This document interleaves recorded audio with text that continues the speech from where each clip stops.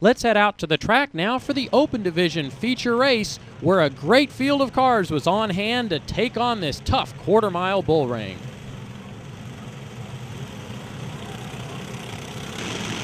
On the pole was C.J. Tuck in the number 17, who had the distinction of being the first MMRA racer to be ejected from the local go-kart track the night before.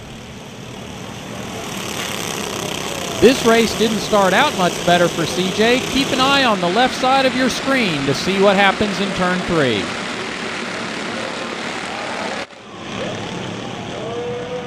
Amazingly enough, everybody misses CJ in the middle of the racing groove as Josh Burns makes a lazy spin to the inside, but it's Eric Murphy who makes hard contact with the outside wall. Since one lap hadn't been completed, the cars were lined back up and the race was restarted, and this time CJ held on to the car in the corners. Jay Robinson was hot on his heels right on the outside, though. As they went into turn 3, it was Jay on the high groove pulling ahead to take the lead on lap 1. Despite that spin at the first start, the number 31 of Josh Burns was still running strong. Here he moves up into 4th position in turns 3 and 4. There were tight battles all over the racetrack, as here former future stars Frank Kimmel and Trevor Jones battle in turn 4, while closer to the front it's Josh Burns edging past C.J. Tuck for 2nd place. Anderson's a tough little track, and it produced more than its fair share of donuts as rubbing is racing at this tough little bull ring.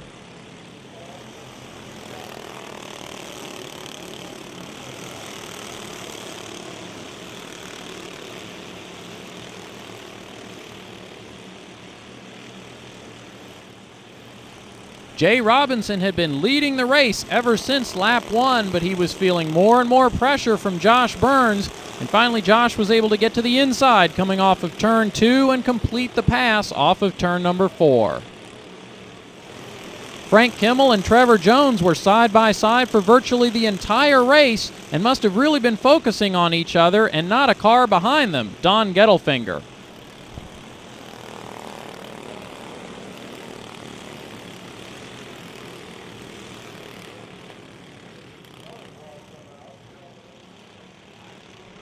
On the restart, it was still Josh Burns out front, followed by Jay Robinson, C.J. Tuck, Lindsey Daniels, and Joseph Meyer. But you know what they say about cautions breed cautions? As the field gets wide, 3 wide, in fact, going into turn 3, it'll cause another caution in turn 4.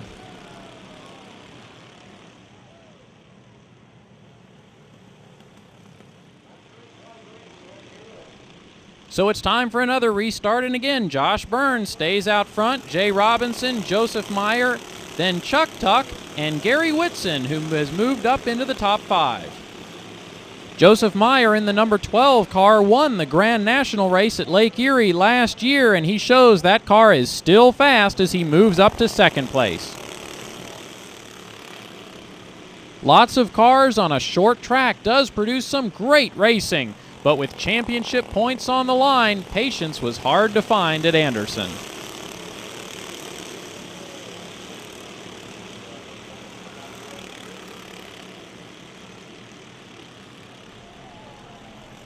A bent axle put an early end to the number 29's night as Lindsey joined several other racers watching the race from the infield.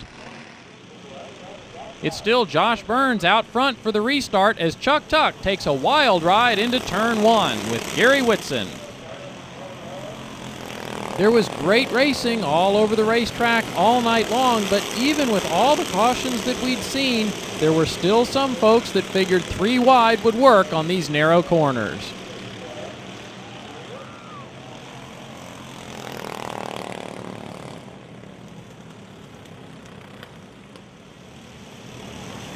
Let's go back to the beginning of the race now and watch as Josh Burns shows what to do when you go into turn 3 and you think about making it 3 wide, as he prudently backs out of the gas, letting the other cars go on. That may very well have been the difference that allowed him to stay out front and go on to record a victory at Anderson Speedway instead of a DNF. Well, welcome back to MMRA Racing. We've caught up with 2004 Baby Grand champion Bill Christie. here in Nashville. And Bill, it's a pleasure to be with you today, and congratulations on a great season. Thank you very much.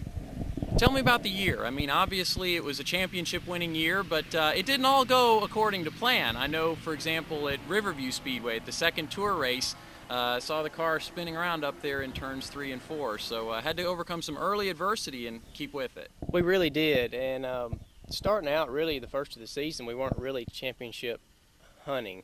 We were just gonna run a few races just to see how it goes, and once we got into the season, I just kind of got hooked back on the Baby Grands again, and we decided to go for a championship. But we did have a few, a little bit of adversity to start with. Twin Fountains is a tough little track, and it's almost like a miniature Bristol. And we just got caught up with some lap traffic at the first of the race, and it hurt the car, damaged the left front, and we were just barely able to just salvage a finish out of it. And I guess when I think back over the season, if I had to identify a single turning point, I'd have to say, for me anyway, from the outside looking in, it was Anderson Speedway. Because I know early in the day you were coming around looking for, I guess they call it a drive shaft yoke, I guess, yes, coming off the engine, which basically if you hadn't have found one, you wouldn't have been able to compete. Right. You were able to find one, get it on the car, turn around and win the race. I mean, that was a huge break, it seemed. It really was. And the whole point about racing, you hear people say that luck is a lot of it. We had bad luck this year, but when our bad luck came at good times.